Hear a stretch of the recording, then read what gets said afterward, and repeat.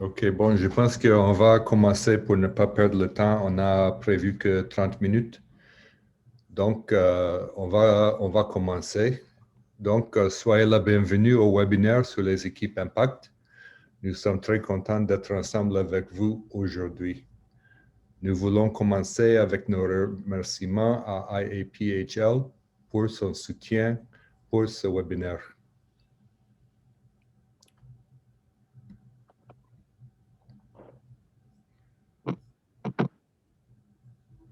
Moi, c'est Gregory Roche. Je suis conseiller technique principal à JSI et je suis le modérateur pour cette présentation. Je suis avec Avotine Rakotomanga et Dr. Keita Mamadouba. Je demande à chacun de se présenter. Avotine? Oui, merci Greg pour cette introduction. Bonjour à tous. Je suis Aftine Rakutumang et je suis le Country Coordinator de GSI DMP-ASC Access Collaborative à Madagascar. Et dans mon actif, j'ai plusieurs années d'expérience avec les projets internationaux œuvrant dans le domaine de la santé et notamment dans le domaine de la planification familiale. Merci. Merci beaucoup, Dr. Keita. Oui, merci.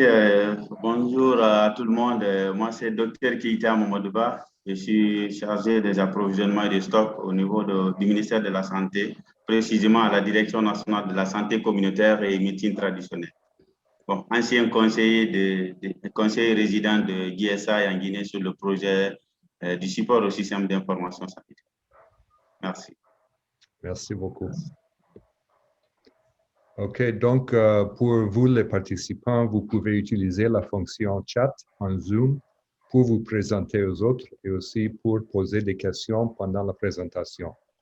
On espère avoir quelques minutes à la fin de la présentation pour répondre à quelques-unes des questions posées, qu'on va suivre aussi avec un email de suivi. Donc, tout d'abord, pour résumer ce que c'est que l'équipe Impact, le mot Impact vient de l'anglais Information Mobilized for Performance Analysis and Continuous Transformation, qui se traduit comme noté dans la diapo, mais qui garde le même sens en français, une approche pour améliorer la performance de la chaîne d'approvisionnement pour avoir un impact positif sur le fonctionnement de la chaîne d'approvisionnement des produits de santé.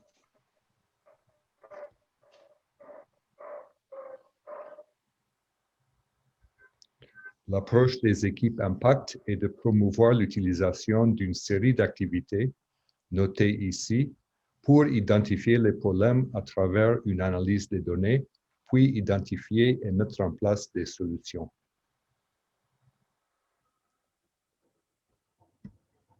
Donc, sans tarder, on va passer alors à la première question pour nos panélistes. D'où est venue l'idée de créer ou mettre en place les équipes Impact? Avotine.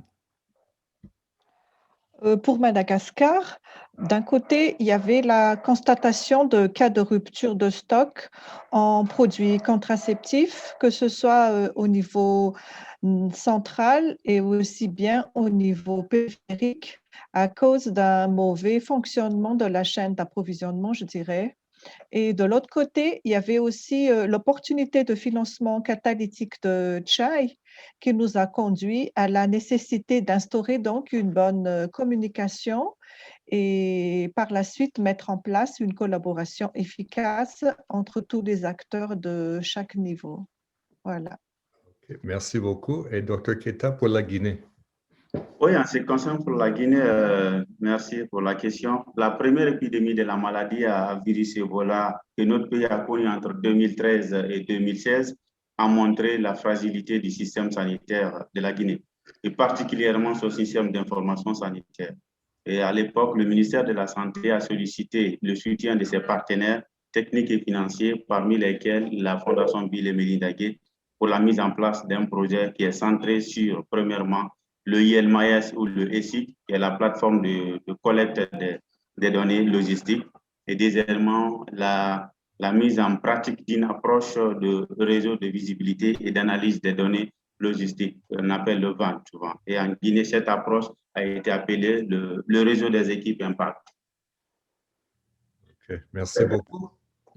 Passons à la question suivante. Dr. Keita, quel était le but du projet de mise en œuvre des équipes dans votre pays? Le projet du support au système d'information sanitaire de la Guinée avait pour but d'améliorer l'accès aux produits de santé, y compris les contraceptifs et les vaccins, bien sûr, et aussi fournir une plateforme logistique et des outils et de gestion, assurer surtout la disponibilité des produits au point de prestation de services dans tout le pays. OK, merci beaucoup. Albertine, pour le Madagascar. Oui, pour nous, c'est plutôt d'avoir une idée de vision commune de la chaîne d'approvisionnement et surtout, c'est de renforcer le leadership au sein des membres de chaque comité de pilotage. Au niveau central, il y avait le sous-comité logistique et au niveau des districts, le comité gaz qu'on va développer un peu plus tard. OK, très bien. Donc, ça donne suite à la question suivante. À quel niveau du système est-ce que vous avez créé les équipes et quel était le nombre de sites ciblés? Madagascar? Oui, pour Madagascar, comme vous voyez sur l'écran, vous pouvez voir rapidement notre structure de la chaîne d'approvisionnement. Mais en résumé, concernant ce projet d'équipe Impact, nous nous sommes intervenus sur 2 niveaux du système d'approvisionnement.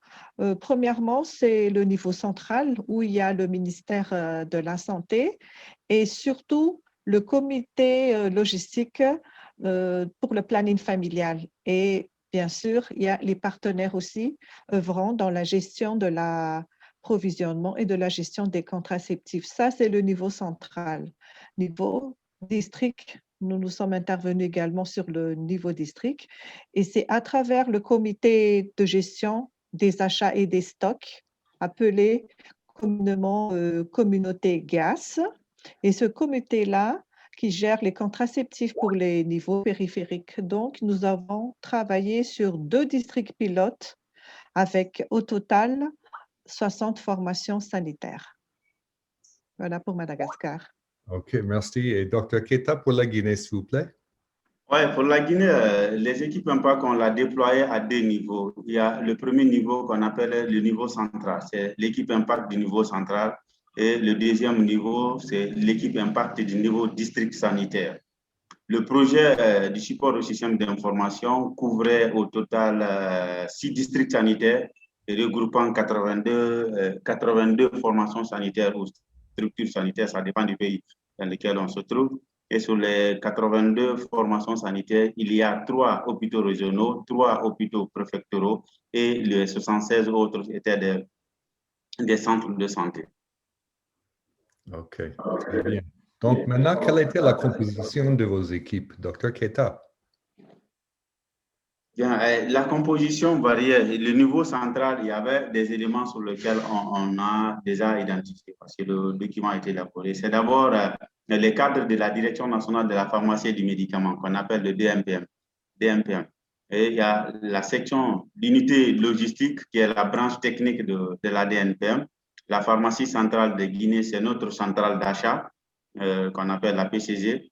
Les représentants des différents programmes peuvent comment on appelle, des différents programmes prioritaires du pays. Il y a aussi des représentants des partenaires techniques et financiers, mais qui évoluent dans le domaine de la chaîne d'approvisionnement. Donc, le niveau district sanitaire, c'est d'abord les cadres du district sanitaire, vraiment qu'on a renforcé. Il y a les représentants, parce que je vous ai dit tout à l'heure qu'on a évolué dans 3 régions. Et dans chaque région chez nous, il y a les dépôts de la centrale d'achat.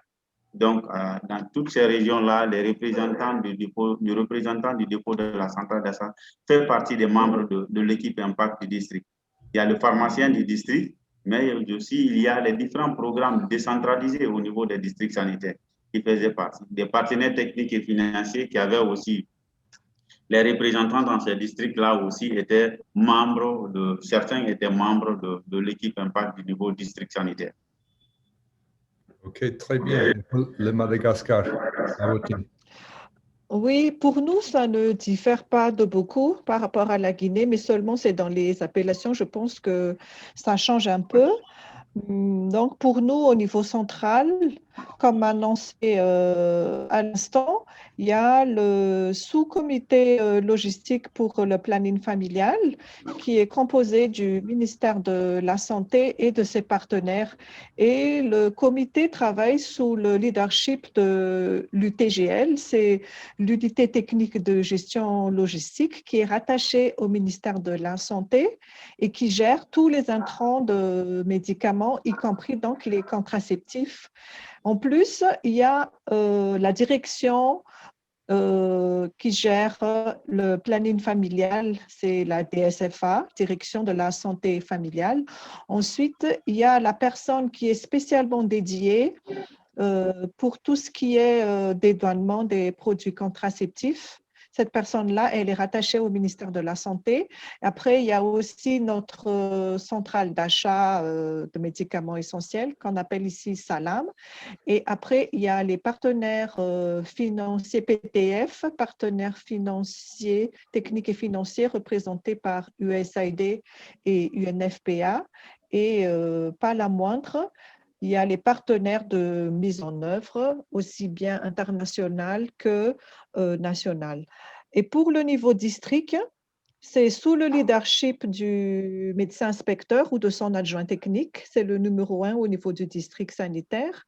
Et il y a le comité GAS, comme j'ai parlé à l'instant, et c'est constitué par toute l'équipe de district, de management de district. Il y a aussi le représentant de l'association locale qui gère l'unité de pharmacie de district. Et après, il y a le représentant issu de cette association-là qui gère au quotidien les opérations de l'unité de pharmacie de gros du district. Et enfin, comme au niveau central également, il y a tous les partenaires techniques et financiers qui est représenté et qui travaillent avec le niveau district. Voilà pour Madagascar. OK, merci, c'est intéressant. Donc, la question suivante, quelle était la période de mise en œuvre des équipes au Madagascar, par exemple, la Votine? Oui, pour nous, comme je disais à l'introduction, il y avait l'opportunité de financement catalytique par Chai et comme c'est seulement sur une période plus ou moins courte, c'est une période de 6 mois, donc nous nous sommes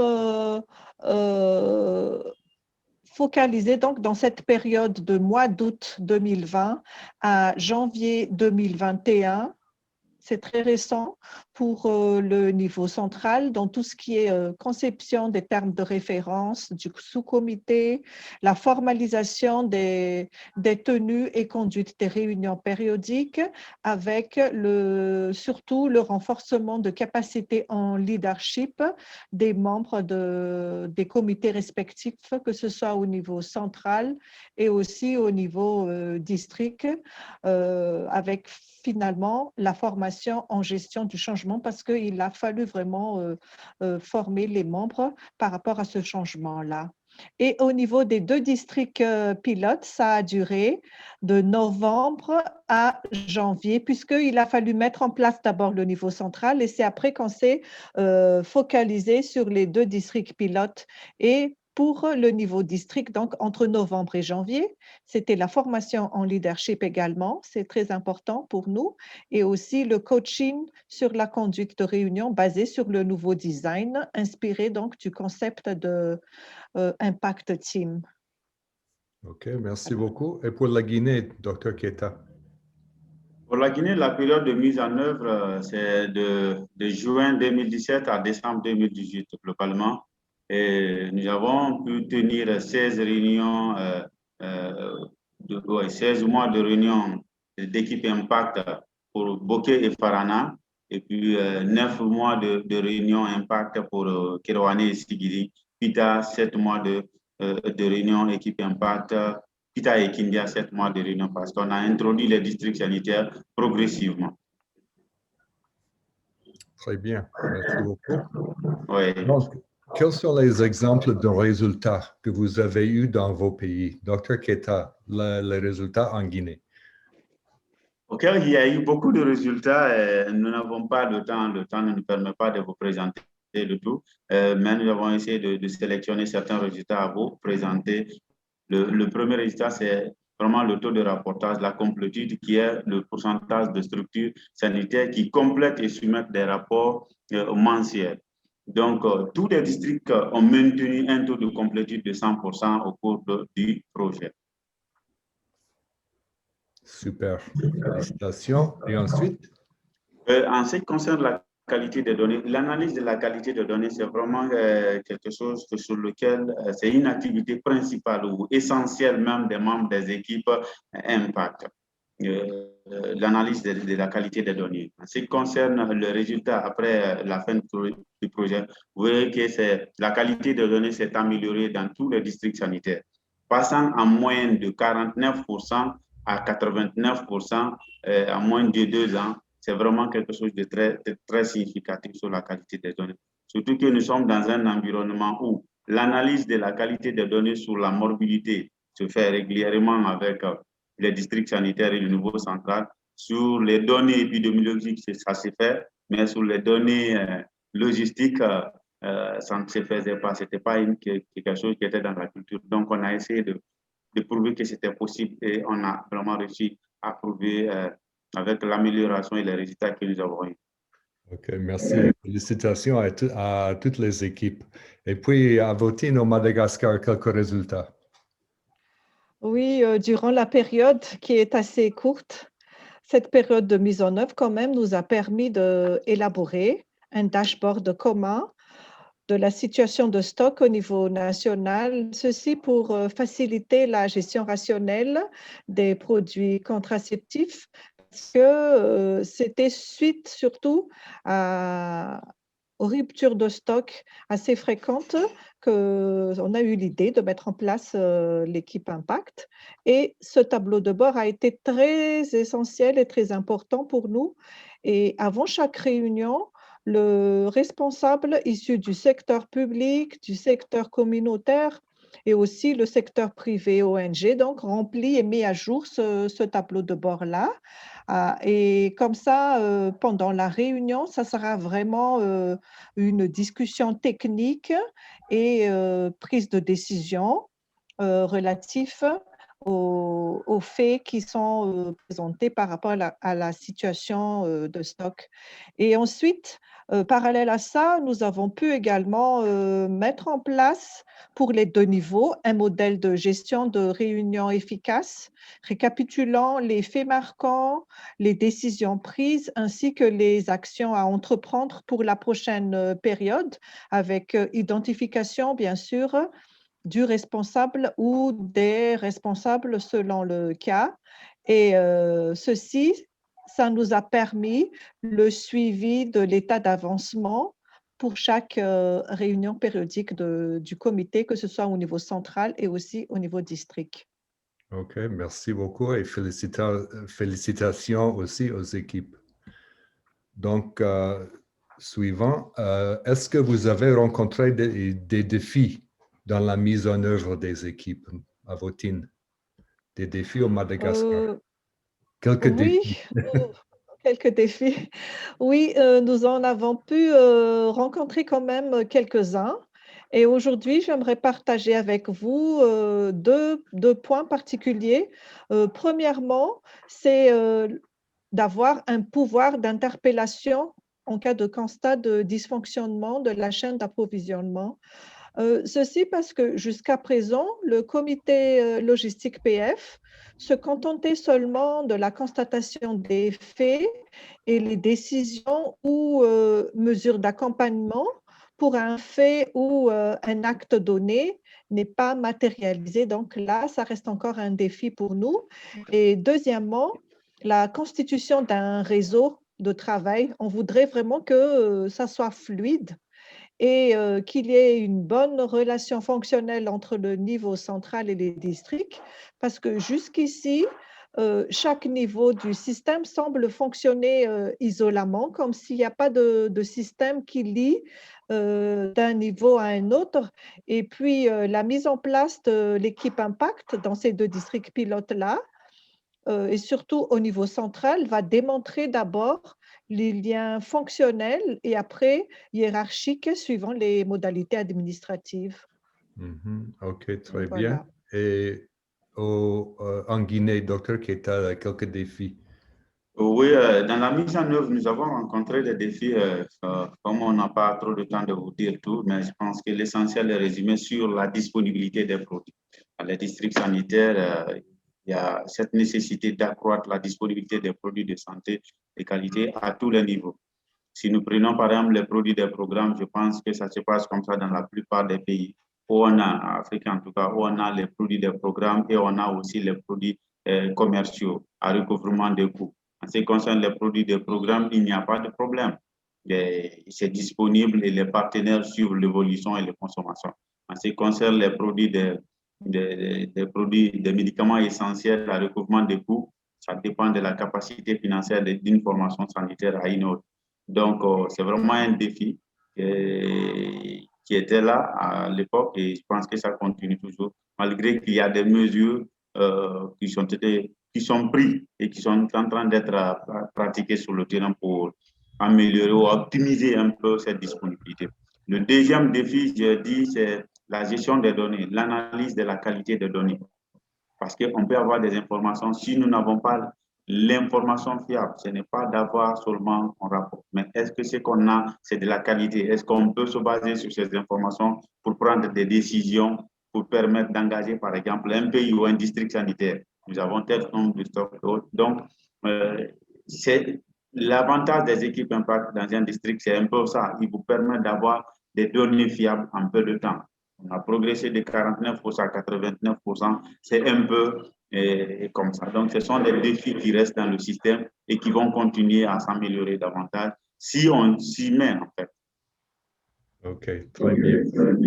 Donc, comme dernier point de discussion, est-ce que vous avez des conseils pour nos participants? Docteur Keita, un conseil important.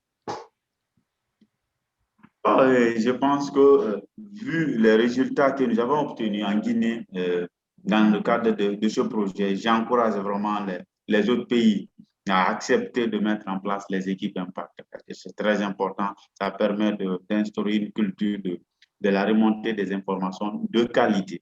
Deuxièmement, aux partenaires techniques, c'est vraiment d'accompagner les pays dans la mise en œuvre de ces équipes Impact, mais jusqu'à l'appropriation effective du concept des équipes Impact.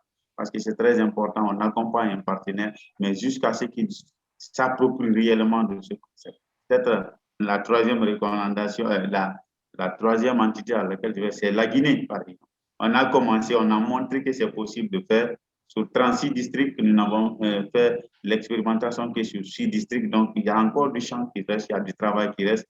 Donc, c'est vraiment élargir les équipes Impact dans ces districts sanitaires. OK, très bien. Merci beaucoup. Et pour le Madagascar? Oui, pour nous, c'est aussi dans la même foulée d'idées puisque nous pensons maintenant élargir l'approche d'équipe Impact également dans d'autres districts. On ne va pas s'arrêter sur les 2 districts pilotes seulement. Et vu que les résultats, même si ça a été très courte période, nous avons été satisfaits et confiants de l'expérience conduite au sein de ces 2 districts-là. Mais nous voudrions renforcer quand même qu'il faut insister sur l'aspect renforcement de capacité en leadership des membres des comités, quel que soit le niveau, puisque d'après les analyses effectuées, c'est une des lacunes dans le système. Certains membres du comité ne connaissent pas exactement leur rôle et responsabilités et ont de difficultés d'interagir avec les autres hiérarchies du système. Et ceci a un impact sur la performance par la suite. Et après, en théorie, dans le cadre de la gestion des intrants de santé en général, le ministère de la Santé a préconisé la mise en place du comité GAS décentralisé au niveau du district, mais ils devront être rendus opérationnels. Donc, par cette approche équipe impact, nous sommes vraiment confiants que la performance va vraiment s'améliorer. Donc, voilà, si je peux partager un peu ces recommandations aux autres qui veulent s'y lancer ou bien pour ceux qui sont déjà là, mais qui veulent renforcer. OK, là, c'est très bien, merci beaucoup. Donc, ça nous mène à la fin de la présentation. Je ne vois pas de questions dans la fenêtre chat. Si vous avez une question ou bien deux questions, nous avons peut-être 2 minutes. On peut traiter des questions. Si vous en avez, essayez de les taper dans la fenêtre chat.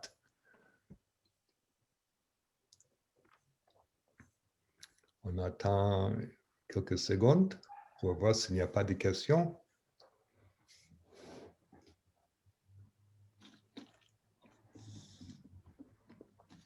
Bon, il y a une question vis-à-vis au coût de la mise en œuvre.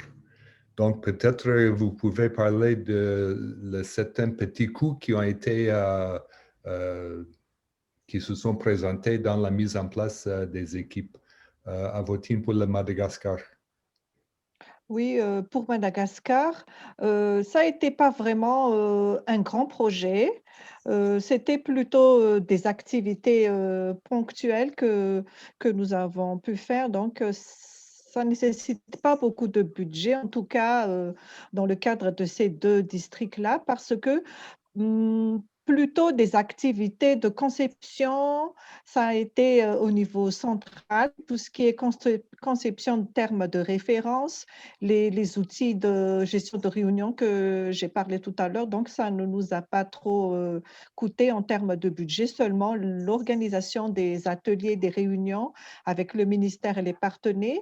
Mais je dirais que c'est plutôt dans le renforcement de capacités en leadership que ça nous a quand même pris un peu et le temps et le budget parce que on a séparé les 2 niveaux.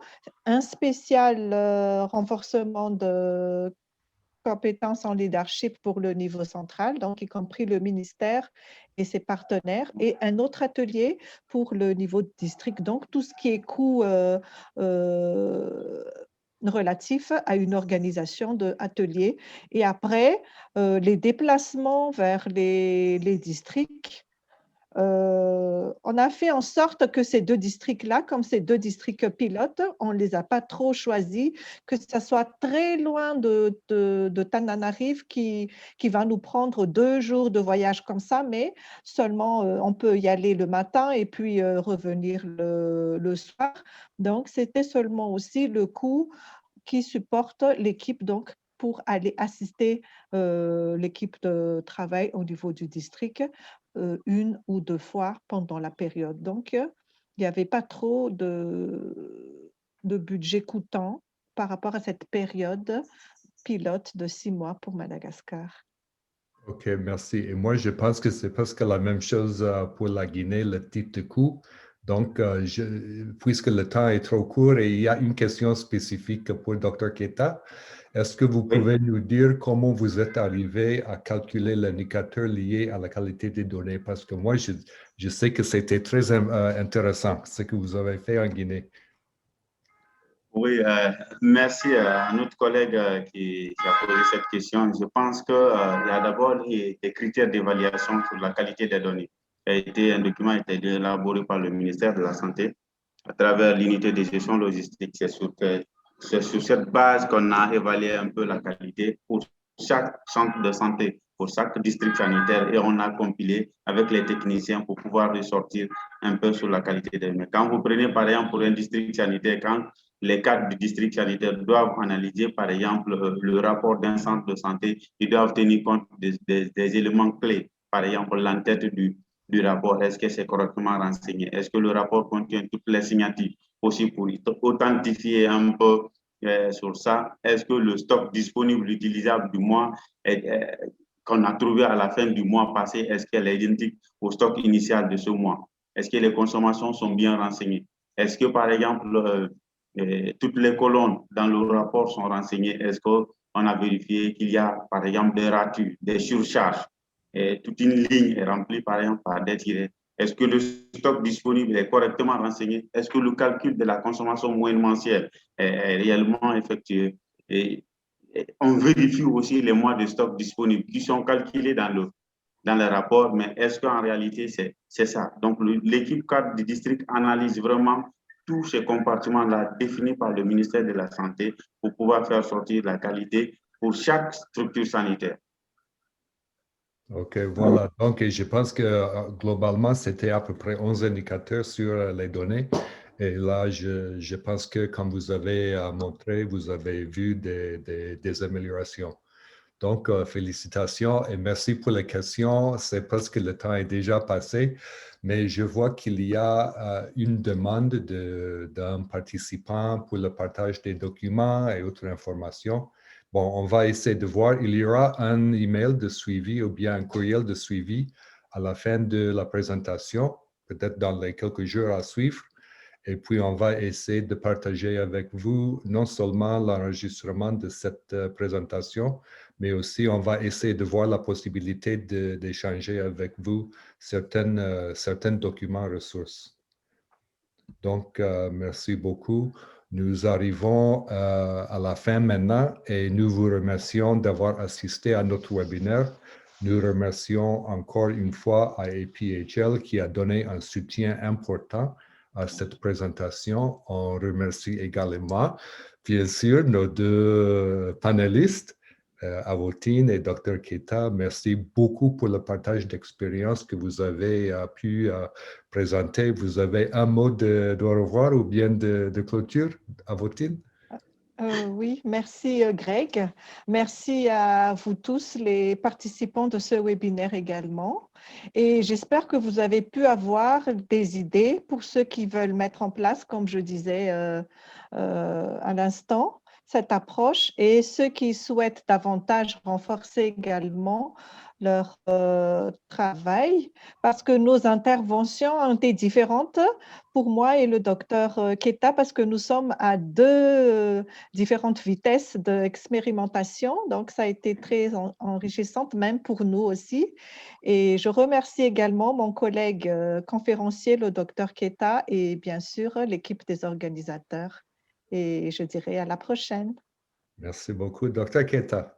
Oui, merci Greg, merci aux organisateurs et grand merci à tous les participants. On a vu l'intérêt et c'est l'objet vraiment qu'on partage ce concept des équipes impact. Nous sommes disponibles à partager l'expérience avec d'autres pays, à apporter le soutien nécessaire qu'il faut, comme Greg l'a dit, par rapport à la documentation et autres. Nous avons adopté le concept des équipes impact à l'évolution du système sanitaire de la Guinée. Donc, ce qui concerne la documentation, les orientations autres, nous sommes disponibles avec GSI pour pouvoir au moins aider ces pays-là.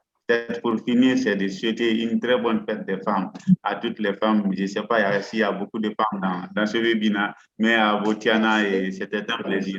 Merci vraiment pour cette opportunité. Et comme on le dit chez nous, on est ensemble. OK, merci beaucoup encore une fois. Merci, Et comme je le disais, on aura un email de suivi dans les quelques jours à venir. Et merci encore à tous. Et nous vous souhaitons bien sûr bonne journée et tout le succès dans vos activités. Grand merci à tout le monde. Merci.